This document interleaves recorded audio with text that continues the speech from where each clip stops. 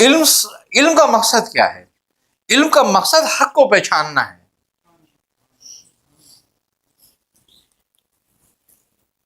اور اگر وہ علم حق کو نہیں پہچان پا رہا تو پھر وہ علم نہیں ہے، پھر وہ صریحاً گمراہی ہو گیا تیرے لیے، چاہے تو نے دین کا ہی علم حاصل کیا ہو.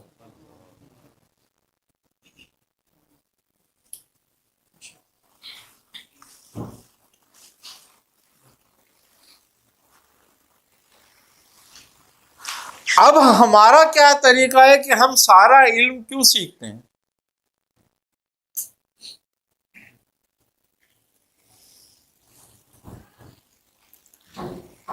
سارا علم ہم صرف سیکھتے ہیں ایک دوسرے کو نیچا دکھانے کے لیے.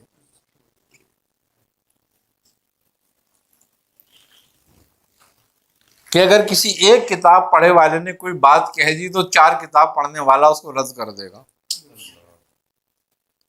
اور اس کا رد کر کے اس کو خوشی ہوگی، دیکھو میں نے اس کو رد کر دیا. تو اگر تو نے سارا علم اسی لیے سیکھا تھا کہ ایک دوسرے کو نیچا دکھائے، کسی کی عزت کسی کی بے عزتی کرے، تو پھر اس کا مطلب ہے تو جاہل کا جاہل ہی تھا. پھر یہی طاغوتی علم ہو گیا، پھر یہی بات طاغوت میں چلی گئی.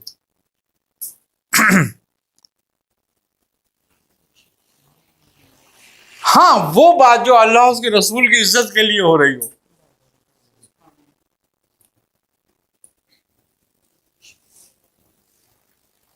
وہ تیرے اندر محبت پیدا کرے گی پھر اللہ اور رسول کی،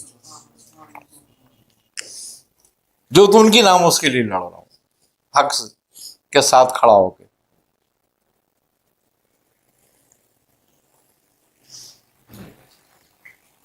تو پھر وہ علم تیری عزت بڑھا رہا ہے.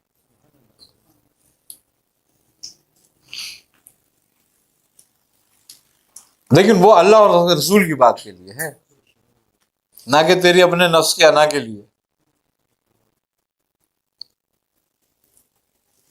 کیوں بزرگان دین حضرت سیدنا شیخ عبد القادر جیلانی رحمۃ اللہ علیہ نے تمام ظاہری فنون پہ دسترس حاصل کری اور کمال حاصل کیا، فقہ پہ، منطق پہ، حدیث پہ، تفسیر پہ، سب پہ، مگر جنگل میں جا کے بیٹھ گئے.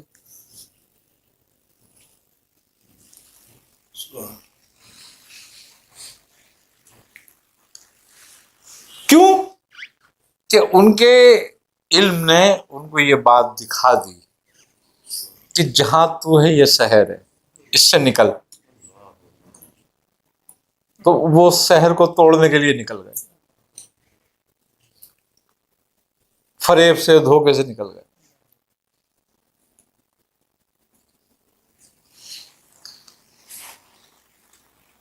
کیوں؟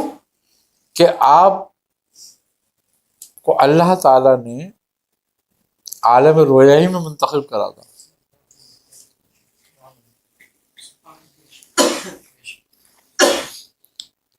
آپ کے نانا بڑے کامل ولی تھے، آپ کی والدہ کامل ولیہ تھیں، آپ کے والد شیخ موسیٰ جنگی، شیخ صالح موسیٰ جنگی، ہاں کمال کے اپنے وقت کے اولیاء اللہ میں شمار ہوتے تھے، کبار اولیاء اللہ سے تھے. تو وہ تو وراثت میں ولایت لے کر آئے تھے. تو جو انہوں نے علم ظاہری حاصل کیا، اسی علم میں انہوں نے وہ نور دیکھ لیا.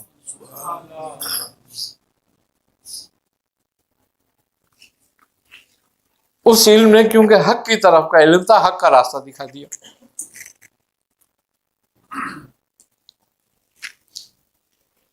ہم وہی علم حاصل کرتے ہیں، مگر ہمارا اس علم سے حاصل کرنے سے مراد دنیا ہوتی ہے.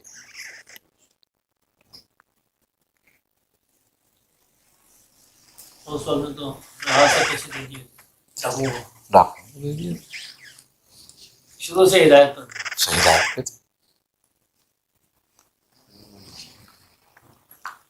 دیکھو ہدایت ہر آدمی کے لیے ہے،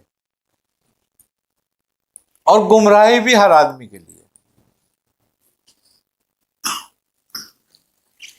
اللہ نے تمہاری ہدایت کو مطلق نہیں کیا ہوا ہے، نہ تمہاری گمراہی کو مطلق کیا ہوا ہے. اگر تمہاری ہدایت اور گمراہی مطلق کر دی جائے تو پھر تو تمہارا کوئی قصور ہی نہیں رہ جاتا. پھر تو نہ تمہیں ہدایت کا ثواب ہونا چاہیے نہ گمراہی کا عذاب، بلکہ انہیں تمہاری ہدایت اور گمراہی کو معلق کر رکھا ہے. اب وہ مطلق اس وقت تک نہیں کرتا جب تک تمہاری سانسیں اپنے سینے میں آن کے نہ اٹک جائے.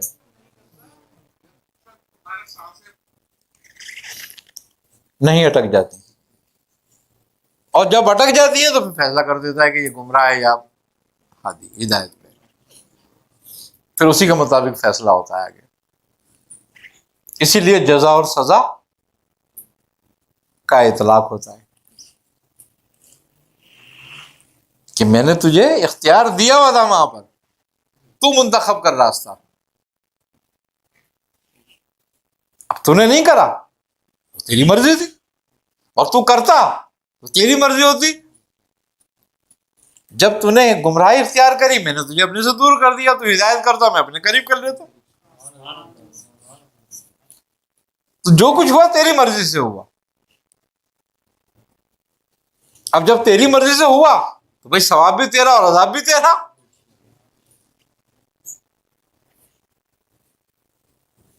اب میں یہ سمجھ کے بیٹھ جاؤں نہیں میری تقدیر یہ تھی کہ میں کافر مروں، ابھی بھائی کیا تیری تقدیر تھی؟ کیوں تھی یہ تیری تقدیر؟ وہ تو نہیں چاہتا، اگر وہ کافر ماننا چاہتا تجھے تو پیدا ہی کفر پہ کرتا. وہ تو ہر بچے کو فطرت اسلام پہ پیدا کرتا ہے، اس کے قلب میں گنجائش رکھتا ہے ہدایت اور گمراہی کی. اس کو سمجھ دیتا ہے کفر کی اور اسلام کی، اس کو سمجھ دیتا ہے ہدایت اور گمراہی کی.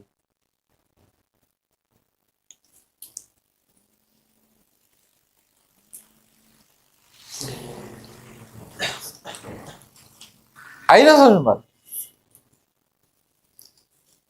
اب وہ جو ایمان لاتے ہیں، جو کلمہ پڑھتے ہیں، ایمان لاتے ہیں،